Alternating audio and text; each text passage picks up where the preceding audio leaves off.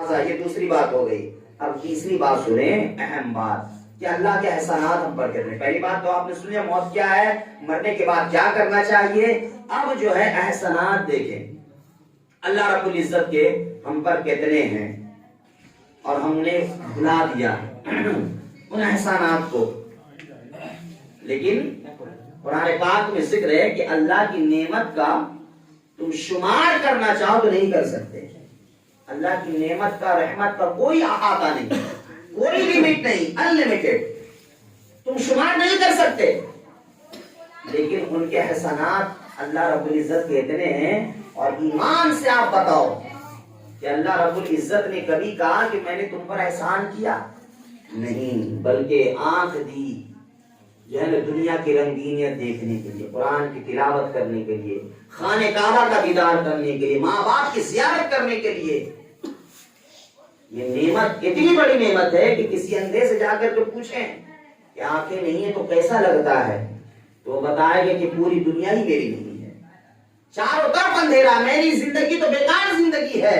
اس وقت سمجھ میں آئے گا کہ آنکھ کتنی بڑی نعمت ہے. اگر کسی کے پاس ایک ہاتھ نہیں، سے جا کر کے پوچھیں کیسی شدت ہوتی، کیسی تکلیف ہوتی ہے، تمہارا ہاتھ نہیں ہے تمہیں کتنی کمی محسوس ہوتی ہے، وہ جواب دے گا کہ بے شک ہاتھ بہت بڑی نعمت ہے.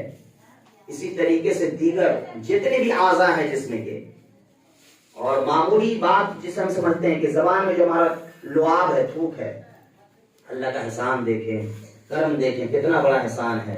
یہ لعاب جو ہے نا، لعاب جو تھوک ہے، اس میں اللہ نے اتنی لمٹ رکھی ہے کہ جو ہے ذرا سا اگر یہ کم ہوگا تو انسان کا ہاضمہ خراب ہو جائے گا. ذرا سی کمی آ جائے گی تو ہاضمہ خراب، اور سنیں کیا ہوگا، زبان لڑکھڑانے لگیں گے، آپ صحیح سے بات نہیں کر سکیں گے. یہ اللہ کی کتنی بڑی نعمت ہے جو ہم تھوکتے ہیں، جو لعاب ہے، یہ معمولی بات سمجھتے ہیں. لیکن فرمایا گیا کہ اگر ذرا سی اس میں کمی کر دے اللہ رب العزت تو زبان لڑکھڑا جائیں گے، تمہیں چکر آنے لگیں گے، صحیح سے بول نہیں سکو گے. تو ذرا سوچو کہ اللہ کی کتنی بڑی بڑی نعمت اللہ رب العزت نے ہمیں دی، لیکن کبھی بھی احسان نہیں جتلایا، بلکہ یہ کہا یا ایھا الانسان ما غرک بربک الکریم. پھر کہیں پر ارشاد فرمایا وتوبوا الی اللہ جميعا ایھا المؤمنون لعلکم تفلحون. کہیں پر ارشاد فرمایا کہ اللہ رب العزت نے قرآن پاک میں اپنے بندوں یعنی جو بھٹک چکے ہیں، جنہوں نے اللہ کے احسانات کو بھلا دیا، اس کو ہر موڑ پر بلانے کی کوشش کی ہے کہ پلٹ آؤ، ابھی مہلت ہے، تم توبہ کر لو، تمہارا رب بہت بڑا کریم ہے، تمہاری توبہ کو قبول فرمائے گا، تمام گناہوں کو معاف کر دے گا. اور سنیں کیا اللہ کے رسول صلی اللہ علیہ وسلم ارشاد فرماتے ہیں کہ جب اللہ تو گناہ کو معاف کرتا ہے، لیکن سنیں جب صدق کے دل سے توبہ کرتے ہو، گناہوں پر ندامت کے آنسو بہاتے ہو، تو گناہ کو تو معاف کرتا ہے، پر جتنے گناہ ہے اس کو اللہ نیکیوں میں تبدیل کر دیتا ہے. کتنا بڑا احسان ہے. لیکن کبھی بھی اللہ نے احسان نہیں جتلایا. اور آپ کو میں تھوڑی تصور کی دنیا میں لے کر کے چلتا ہوں کہ مثال کے طور پر ہم جو ہے احسانات کو بھلائے ہوئے ہیں، لیکن سنیں اللہ کے کتنے احسانات، بے انتہا احسانات ہم پر ہیں. کہ اللہ فرماتا یا ایھا الانسان ما غرک بربک الکریم، کہ بھٹکے ہوئے انسان، تمہیں میری بارگاہ میں آنے سے کس چیز نے روکے رکھا ہے؟ کیا تم نے اپنی ماضی کو نہیں دیکھا؟ کیا تم نے اپنے حال کو نہیں دیکھا؟ ایک بار تو اپنی ماضی کو دیکھ لے. ماضی کہتے ہیں جو گزر چکا ہے نا، جو بچپن ایک ہم لوگ کا معاملہ تھا، ہم پیدا ہوئے ماں کے شکم میں تھے، ماں کے شکم سے باہر آئے، پیدا ہوئے، پھر چلنا سیکھا.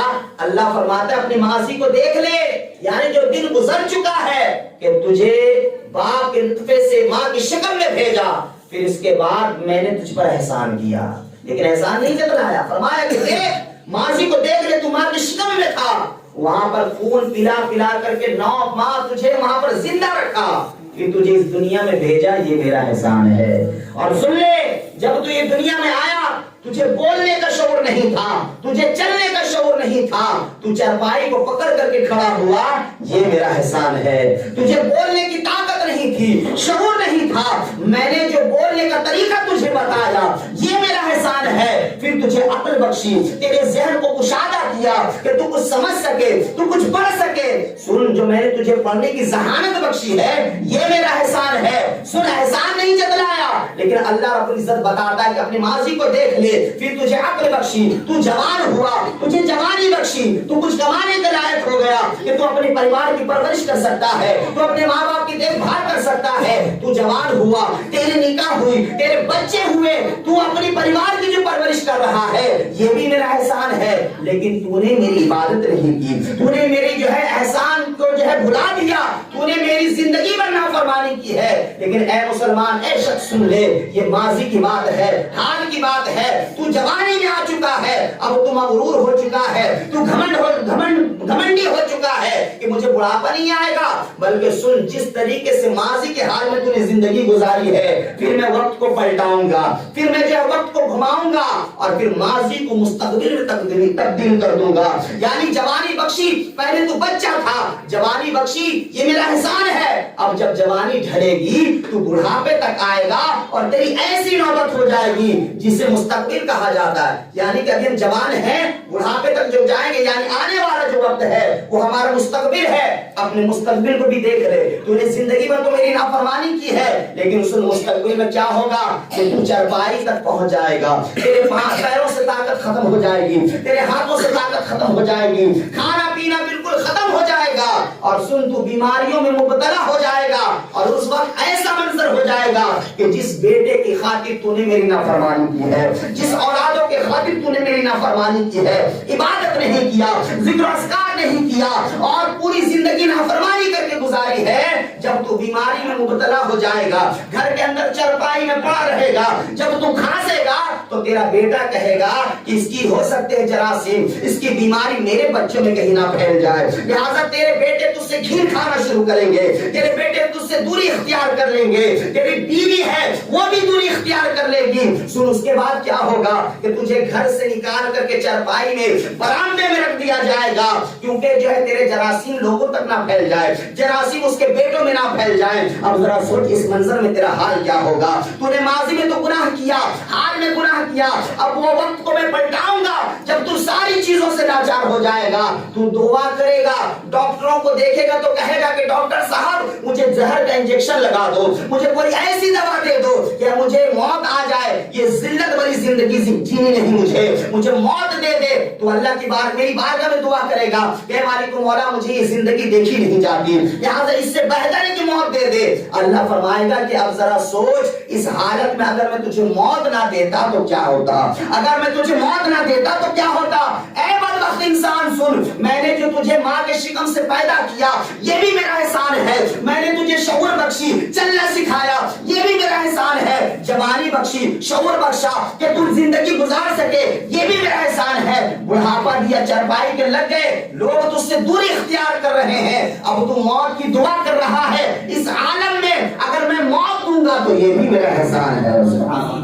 یعنی اللہ کے احسانات کتنے ہیں.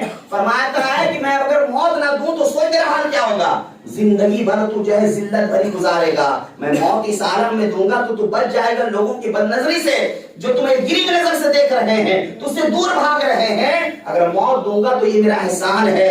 سن پھر اللہ کیا فرماتا ہے, اللہ فرمائے گا کہ مرنے کے بعد بھی میں نے تجھے تنہا نہیں چھوڑا. تو اپنی زندگی کے حالات کو دیکھ لے, تو نے زندگی میں نافرمانی کی ہے, لیکن مرنے کے بعد بھی میں نے تجھے تنہا نہیں چھوڑا. کتوں کو بھی تو موت آتی ہے, سوروں کو بھی تو موت آتی ہے, جانوروں کو بھی تو موت آتی ہے. لوگ کیا کرتے ہیں, اسے اٹھا کر کے گٹر میں پھینک دیا کرتے ہیں, نالوں میں بہا دیا کرتے ہیں. تیرا بھی تو حال ایسے ہی ہونا چاہیے تھا نا. تو نے زندگی میں میری نافرمانی کی ہے, تو نے زندگی میں میری گستاخی کی ہے, لیکن سن, میں نے کہا کہ جو ہے گناہگار صحیح تھا, پاپی صحیح تھا, لیکن بندہ میرا ہے, شاہکار میرا ہے, میں نے اسے پیدا کیا ہے. لیکن سن, میں نے تیرے لیے ایک نظام بنا دیا, میں نے تیرے لیے قانون بنا دیا. تجھے گٹر میں نہیں پھینکا جا رہا ہے, بلکہ میں نے قانون بنائے نبی کے ذریعے کہ اللہ کے رسول فرما دے کہ جب مسلمان کا انتقال ہو تو اسے غسل دیا جائے, اسے پاک و صاف کیا جائے. تو نے میرا ساتھ چھوڑ دیا, میں نے تجھے نہیں چھوڑا, میں نے تیرا ساتھ نہیں چھوڑا. تو نے میری نافرمانی کی ہے, میں نے تجھے گٹر میں نہیں پھینکوایا, بلکہ کہا کہ اسے غسل دے دو, اس کے کپڑے اچھے طریقے سے اتارو اور نرم نرم ہاتھوں سے غسل دو, اسے پاک و صاف کر دو, اور اور جسم کے سند حصوں میں بالکل جو خوشبو مل دو، مشک مل دو، بیری کے پتی سے غسل دو، پاک و صاف کر دو۔ اب ذرا سوچ، تو اپنے اعمال کا محاسبہ کر، کیا تو نے ایسا عمل کیا ہے کہ تیرے منہ کسی کو دکھایا جائے لیکن میں نے کیا کہا، گناہگار صحیح ہے لیکن بندہ تو میرا ہے، گناہگار صحیح ہے، پاپی تو صحیح ہے لیکن بندہ تو میرا ہے۔ وہ ایسا ہونا چاہیے کہ تیرا چہرہ کسی کو نہیں دکھایا جاتا لیکن آخری دیدار کے لیے میں نے تجھے دلہا بنا کر کے لٹا دیا ہے۔ تیری آخری دیدار کے لیے لوگ دیکھنے کے لیے آ رہے ہیں، تیرے بچے دیکھ کر کے جا رہے ہیں، تیرے رشتہ دار دور دراز کے آ رہے ہیں اور تو دلہا بن کر کے لیٹا ہوا ہے۔ ذرا سوچ، میں نے تیری شان کتنی بلند بالا کر دی ہے، تو نے تو میری نافرمانی کی تھی لیکن میں نے تیرے ساتھ نہیں چھوڑا، تو دلہا بن کر کے لیٹا ہوا ہے۔ سن، یہاں بھی ساتھ نہیں چھوڑا بلکہ تو تنہا جب زندگی میں چلا کرتا تھا تو اپنے پیروں میں اکیلے چلا کرتا تھا، لیکن جب تو اپنے گھر سے نکلے گا آج تو اکیلے نہیں نکلے گا بلکہ 4 کاندھے پر نکلے گا۔ اور سن، اپنے وقت کا امام ہو، اپنے وقت کا عالم ہو، اپنے وقت کا راجا ہو، وہ تیرے پیچھے چلے گا، تو دولہے بن کر کے آگے چلے گا اور سارے لوگ تیرے پیچھے پیچھے تیرے باراتی بن کر کے چلیں گے۔ ذرا سوچ کہ میں نے تیرا عالم کتنا بلند بالا فرما دیا، تیری شان کتنی بڑھا دی ہے۔ ہونا تو یہ چاہیے تھا کہ تجھے گٹروں میں پھینک دیا جاتا لیکن میں نے تیرا ساتھ نہیں چھوڑا۔ پھر سن کیا کیا، دعائے مغفرت کا اہتمام کروا دیا۔ نماز جنازہ کیا ہے؟ دعائے مغفرت ہے کہ ہو سکتا ہے اس میں مجھے بہانہ مل جائے، میں تیری مغفرت فرما دوں۔ یہاں پر بھی میں نے تیرے طرح نہیں چھوڑا۔ آگے سن، چاہتا تو چھوڑ دیتا لیکن سن، تیرا مقام اتنا بلند بالا فرما دیا کہ میں نے دستور کام نے ضابطہ بنا دیا کہ یوں ہی نہیں چھوڑنا ہے، کیونکہ تو گناہگار تھا، تو پاپی تھا، تو گناہگار بدکار تھا۔ تیرے جسم کو چیل کوے کھا جاتے، تیرے جسم کو جو کتے نوچ نوچ کے کھاتے، لیکن میں نے تجھے تنہا نہیں چھوڑا بلکہ قانون بنایا کہ اس کے لیے زمین میں ایک چھوٹا سا گھر بنا دو جسے لحد کہا جاتا ہے، جسے جو ہے قبر کہا جاتا ہے۔ سن، تنہا نہیں چھوڑا بلکہ قبر میں لٹا دیا گیا، پھر کہا تختہ لگا دو، مٹی ڈال دو، پھول لگا دو، تاکہ تو نے جو ہے نافرمانی کی ہے، تو نے میرے ساتھ جو کیا سو کیا، میں نے تیرے راز کو عیاں نہیں کیا، میں نے تیرے بدکاریوں کو بیان نہیں کیا، بلکہ اب جو ہے قبر میں تیرے ساتھ جو ہوگا سو ہوگا، لوگوں کو نہیں دکھایا کہ تیرے ساتھ قبر میں کیا ہو رہا ہے۔ اگر چاہتا تو میں دنیا میں دکھا دیتا کہ تو کتنا بدکار شخص ہے۔ اے انسان سن، جو میں تجھے میں نے جو زندگی دی ہے یہ بھی میرا احسان ہے، اور جو موت دوں گا، قبر میں بھیجوں گا، یہ بھی میرا احسان ہے۔ اللہ کے بے انتہا احسانات ہیں، لہٰذا ہم کبھی بھی اس پر توجہ نہیں دیتے۔ ہمیں کوشش کرنا ہوگا کہ اللہ کے اتنے احسانات، اور ہم ہر موڑ پر جو ہے اللہ کی نافرمانی کریں تو یہ زندگی نہیں ہے بلکہ اس سے اچھا مر جانا بہتر ہے۔ اور دراصل میں وہ لوگ مرے ہی ہوئے ہیں جس کے ذہن میں اور پیشانی میں سجدوں کی تڑپ نہیں، دل میں اللہ کا ڈر نہیں، نبی کی محبت نہیں، تو دراصل میں وہ انسان مرے ہوئے ہیں۔ ظاہراً دیکھ رہے ہیں کہ چل رہے ہیں لیکن دراصل میں وہ لوگ مرے ہوئے ہیں۔ لہٰذا ہمیں کوشش یہ کرنی چاہیے، جیسا کہ آپ نے پہلے سنا موت کی تڑپ کیا ہوتی ہے، کتنی بے چینی بے قراری ہوتی ہے، اور پھر دوسری دفعہ سنا کہ عذاب قبر میں رہتے ہیں۔ اب ہمیں کرنا کیا چاہیے کہ اللہ کی فرما بردار بندے بنیں، نبی کے سیرت کو اپنانے کی کوشش کریں۔ نبی نے فرما دیا اور اللہ نے قرآن میں فرما دیا کہ موت برحق ہے، ایک نہ ایک دن موت کا مزہ چکھنا ہے۔ تم چاہو، نبی فرماتے تم چاہو یا نہ چاہو موت اپنے گرفت میں لے لے گا، ہے نا، ایک نہ ایک دن سبھی لوگ مر جائیں گے۔ اگر کوئی سلامت رہتا تو ظاہر سے بات ہے گناہ کرتا یا کچھ کرتا، لیکن نہیں سنے، ایک نہ ایک دن موت آنی ہے، مرنا ہے۔ جس طریقے سے آج ہم کسی اصال ثواب کی مجلس میں بیٹھے ہوئے ہیں، اسی طریقے سے کوئی ہماری بھی اصال ثواب کی مجلس میں بیٹھے گا۔ لہذا ہمیں کوشش کرنی چاہیے کہ جو زندگی بچی ہوئی ہے نا، جو زندگی بچی ہوئی ہے اور جتنا گناہ ہم نے کر لیا ہے، اب اس کو کیا کریں کہ جو کوشش کریں کہ اللہ تیرا بندہ ہوں، گناہ ہو چکے ہیں، لہذا تیری بارگاہ میں ہم توبہ کرتے ہیں، ہماری خطاؤں کو معاف کر دے، گناہوں کو معاف کر دے۔ اور میں نے آخری بات آپ کو بتائی تھی شروع میں کہ آخری بات یہ بتاؤں گا کہ اس دنیا میں اور آخرت میں کون سی محبت آپ کو بچانے والی ہے نا۔ آج ہم بیوی سے محبت کرتے ہیں، ماں سے محبت کرتے ہیں، باپ سے محبت کرتے ہیں، بچوں سے محبت کرتے ہیں، بے شک محبت کریں اب سبھی کے حقوق ہیں، ہے نا؟ دنیا میں جتنے سارے لوگ ہیں، پڑوسیوں کا حق ہے، جو ہے آپ کے بڑوں کا حق ہے، چھوٹوں کا حق ہے، سبھی کا حق ادا کریں، کیونکہ اگر حق ادا آپ نہیں کریں گے تو حشر کے میدان میں جواب دینا ہوگا۔ لیکن ان سارے حقوق کو ادا کرنے کے چکر میں وحدہ لا شریک کا حق کو بھلا دیا آپ نے، یعنی کہ بچوں کو اچھی پرورش دینا ہے تو حرام و حلال کی تمیز نہیں کی، بیوی کو عیش و آرام دینا ہے تو حرام و حلال کی تمیز نہیں کی۔ ایسا ہوتا ہے کہ بعض اوقات جو مرد حضرات ہوتے ہیں کہ میں اچھے اجر، اور ایسا بھی ہوتا ہے کہ تکلیف بھری زندگی گزاری، ماں باپ کو دیکھا پریشان رہتے ہیں، لہٰذا وہ سوچا کہ میں کچھ کام کروں تاکہ ماں باپ کو بھی آرام دوں، کتنا تکلیف دوں گا، یہ ہوتا ہے ذہن میں۔ لیکن اچھی بات، یہ سوچنا اچھی بات ہے، لیکن ساتھ ہی ساتھ آپ نے اگر اللہ کی عبادت کی تو یہ سونے پر سہاگا ہے نا؟ اگر آپ نے کمانے کی کوشش کی اور حرام و حلال کی تمیز کی اور یہ بھی سوچا، کیا سوچا کہ مالک و مولا ہم تیرا شکر بجا لائیں گے، تیری عبادت کرتے رہیں گے، تو یہ اور اچھی بات ہے۔ لیکن سنیں، بعض اوقات ایسا ہوتا ہے، بعض اوقات ایسا ہوتا ہے کہ لوگ زیادہ رقم یا کمانے یا شہرت کے چکر میں گناہ کر بیٹھتے ہیں۔ جانتے کیا ہوتا ہے کہ کوئی شخص اپنے محلے میں کاروبار کر رہا ہے، توجہ دیں، آپ دھیان دیں، بس آخری بات ہے، اس کے بعد جس 7 بجے اذان ہے، لہٰذا 5-10 منٹ کا پروگرام ہے، لہٰذا بعض اوقات ایسا ہوتا ہے کہ وہ شخص محلے میں کاروبار کر رہا ہے، نہیں چلا یا چل بھی جاتا ہے تو صبر نہیں ہوتا اسے، ہے نا؟ صبر نہیں کہ تھوڑا اور کماؤ، تو کیا کرتا ہے، محلے کو چھوڑ دیتا ہے، شہر میں چلا جاتا ہے۔ وہاں سے اگر ضروریات پورے نہیں ہوئے، بیوی کا ڈیمانڈ بڑھ گیا، بچوں کا ڈیمانڈ بڑھ گیا، ماں باپ نے کہا، تو کیا کرتے ہیں کہ جو ہے شہر کو چھوڑ کر کسی دوسرے شہر میں چلے جاتے ہیں، پھر وہاں سے نہیں ہوا تو اپنے شہر کو چھوڑ کر وطن کو چھوڑ دیتے ہیں، بدیش میں چلے جاتے ہیں۔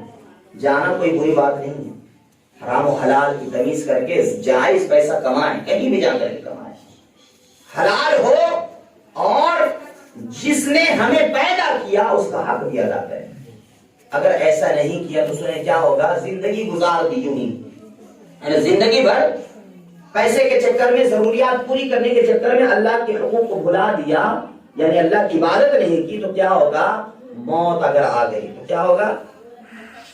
تصور میں آپ چلیں اور سوچیں کہ مرنے والا مر گیا جس نے کوئی عبادت نہیں کی تھی، ذکر اذکار نہیں کیا تھا، وہ مرنے والا شخص چلا جائے اسی ماں کے پاس کہ ماں میں نے تیری جو عیش و آرام کی خاطر محلے کو چھوڑا، شہر کو چھوڑا، وطن کو چھوڑا، دن کو دن نہیں، رات کو رات نہیں سمجھا، اے میری ماں اس حسنہ میں اللہ کی میں نے عبادت نہیں کی ہے، اب میرا انتقال ہو گیا، کیا تم میرے ساتھ قبر میں چل سکتی ہو؟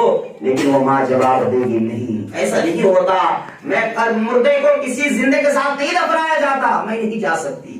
اب ذرا سوچو اس وقت کیا ہوگا، اس ماں کی محبت کی خاطر میں نے کیا تھا، اللہ کی عبادت نہیں کی، لہٰذا میرا ماں نے انکار کر دیا۔ باپ سے کہو کہ ابو جان آپ میرا بیٹا میرا لال کہہ کے پکارتے تھے، آپ کے عیش و آرام کی خاطر محلات بنائے، آج میرا انتقال ہو گیا، کیا میرے ساتھ قبر میں چل سکتے ہیں؟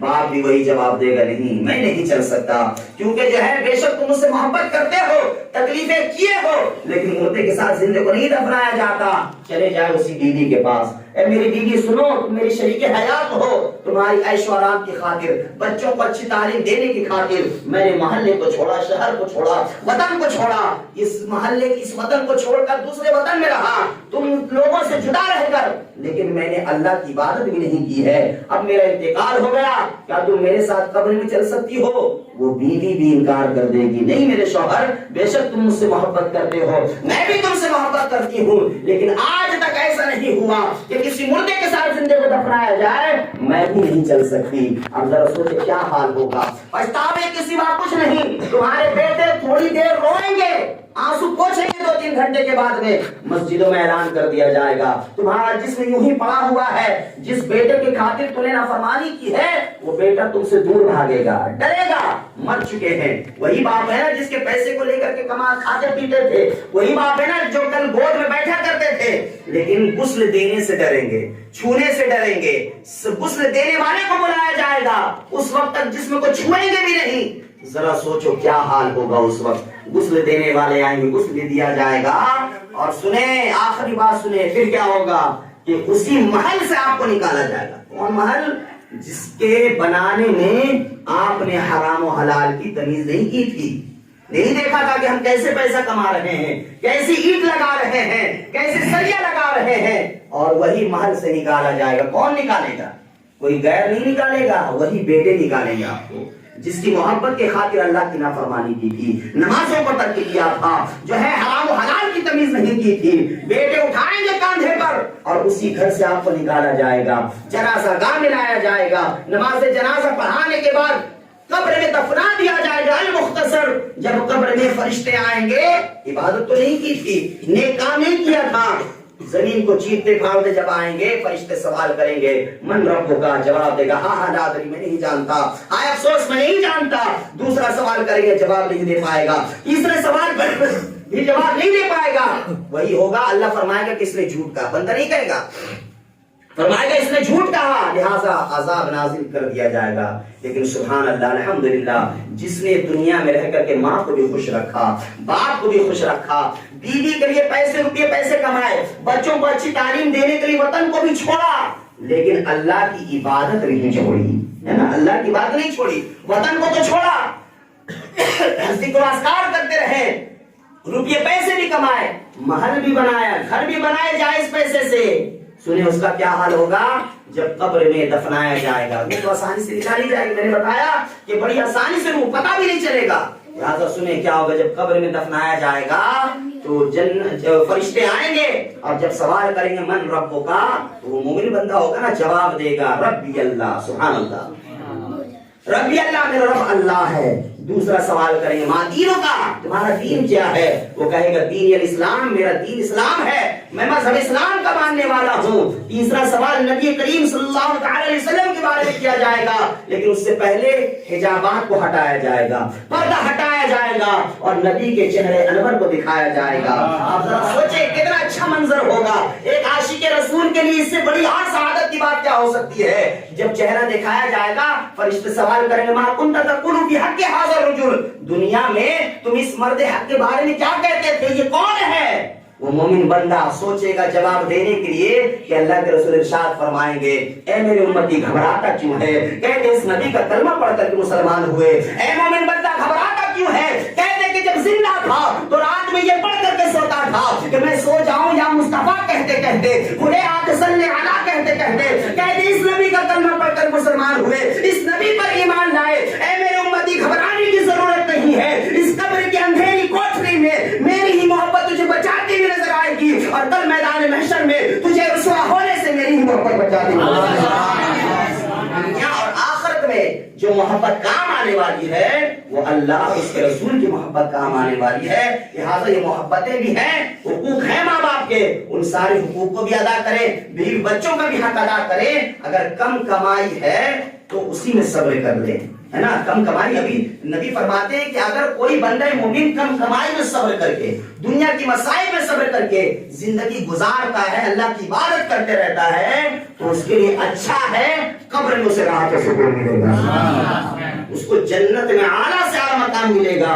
لہٰذا یہ تمام احادیث کریمہ کو آپ اپنے ذہنوں میں بسا کر اس موت کے آنے سے پہلے اس موت کی تیاری کریں. اللہ تبارک و تعالیٰ کی بارگاہ میں دعا ہے کہ اللہ رب العزت ہم تمام مسلمانوں کو اپنے گناہوں سے سچی پکی توبہ کرنے کی توفیق عطا فرمائے, اپنی پیشانی کو 5 وقت اللہ رب العزت کی بارگاہ میں جھکانے کی توفیق عطا فرمائے. آمین ثم آمین. وآخر دعوانا ان الحمد للہ رب العالمین. کھڑے ہو جائیں. السلام علیکم.